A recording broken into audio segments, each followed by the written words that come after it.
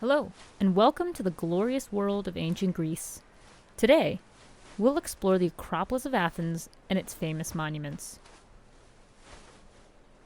The Acropolis is in downtown Athens.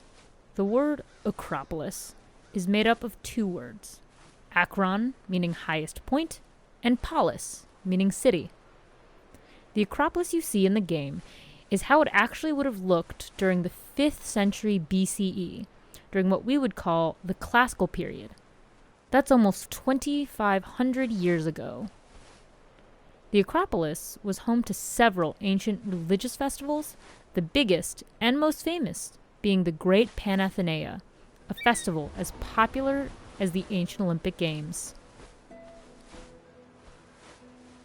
Here, I'm controlling Cassandra, who is a warrior that travels and explores ancient Greece with her eagle, Ikaros. The building we just passed through is called the Propeller. It's a monumental gate, or big fancy doorway. This is where we would first see a giant bronze statue of Athena Promachus, or Athena, who fights on the front line. This massive statue was so tall and shiny that ships from 10 miles away could see her helmet light up like a giant flashlight when the sun shined on this huge bronze monument. Now, we are heading over to the south side of the Acropolis, where the Parthenon, the most famous monument, is located. Like all Greek temples, the Parthenon was built facing east to west. The Parthenon had two main rooms, the Treasury and the Sanctuary, or cella. We are now entering the room on the east side of the Parthenon. This room was home to Athens' treasury, which was filled with all sorts of treasures, including chests of gold coins, jewels, and even special weapons like gold swords or daggers. Half the riches were only used for religious festivals.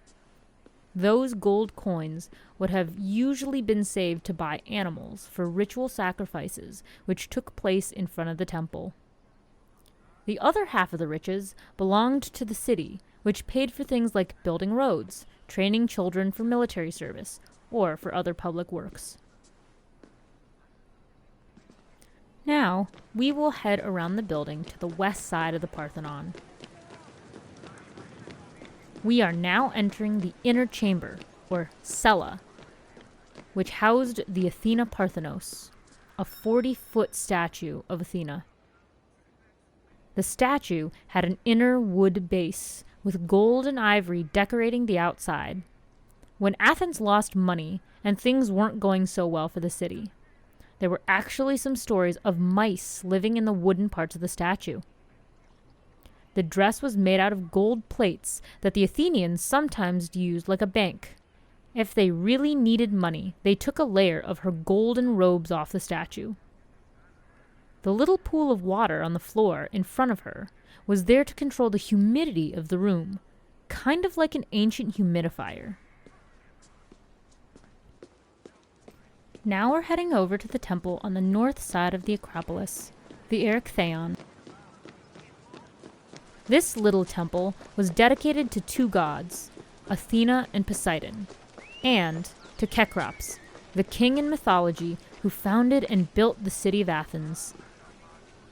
As we enter the temple, we see a statue of Athena. In Greek mythology, she won a contest with Poseidon to be the guardian of Athens, which is why her statue is in the cella. During the religious festival of the Great Panathenea every 4 years, the Athenians would have a big parade through the city, and it would end at this temple. There, children would have helped make clothes to put on the statue of Athena. They also would have helped cook and carry food and drinks to the altar, where they would sacrifice a great bull to Athena for luck and health.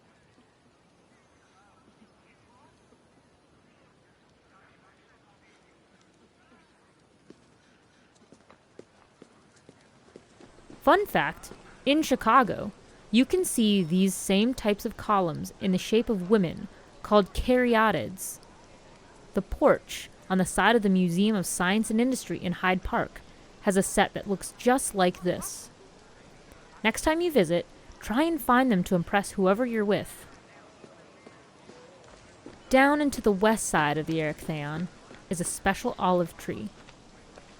Although there has always been a tree there for thousands of years, the tree currently there was actually planted in 1952, since the original tree would have died long ago. All Athenians believed that the tree is related to the olive tree that Athena gave to the city as a gift when she won the contest with Poseidon. The ancient Athenians would have used the olives for making olive oil to cook with, and to oil up their bodies when competing in ancient sports contests. Some of the other buildings on the Acropolis that we didn't cover are areas for priests to sleep, rest, and cook food. Other buildings were just big storage rooms, where they could put weapons, store drinks, artwork, and animals who would be sacrificed to the gods at any of the altars in front of the temples. Well, I hope you've enjoyed this short tour, because the ancient Athenian Acropolis was a really cool place.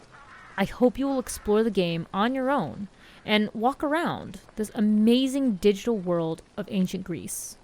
There's so much more to explore and discover. Have fun!